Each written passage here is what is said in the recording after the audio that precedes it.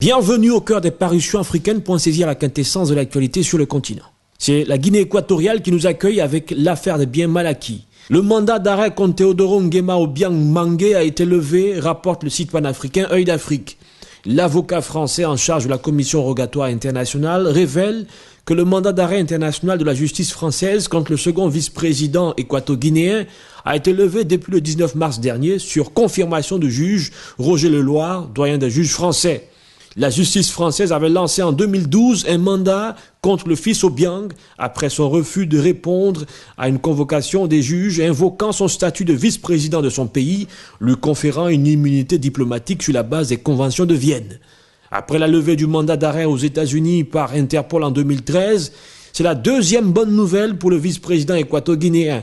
Interrogé par Œil d'Afrique, son avocat maître Jean-Marie Viala s'en félicite en des termes réprobateurs.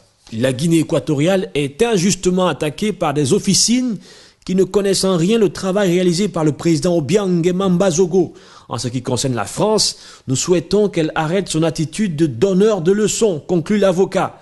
Si le vice-président équato-guinéen peut se réjouir d'une totale liberté de mouvement, il en va tout autrement pour Charles Blé Goudé, qui a fait ses premiers pas à La Haye depuis samedi. Le transfèrement de Blé Goudé s'est effectué samedi aux environs de 10 heures, heure locale, avec un avion affrété par la Belgique. Selon une source proche du dossier, l'ONUCID n'aurait pas accédé à la demande des autorités ivoiriennes de prêter un aéronef, d'où le retard accusé dans l'opération. J'assume mon destin politique et je suis heureux de retrouver le président Gbagbo, titre le quotidien Aujourd'hui, reprenant des confidences de l'ancien leader des jeunes patriotes à ses avocats avant de prendre l'avion.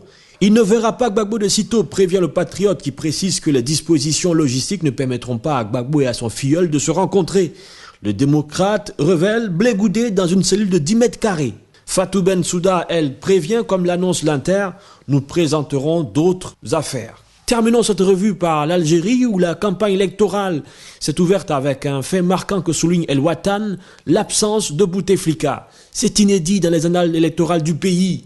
Un président sortant absent de la campagne et qui fait campagne par procuration. Les raisons qui empêchent Bouteflika de s'adresser aux Algériens sont connues. Les seules zones d'ombre qui subsistent sont liées à sa volonté de rester au pouvoir en dépit de son incapacité physique. C'est une première, une candidature par délégation. Ainsi va l'Algérie avec le diktat du FLN, construit sur une légitimité historique, conclut El Watan. À très vite sur Africa TV.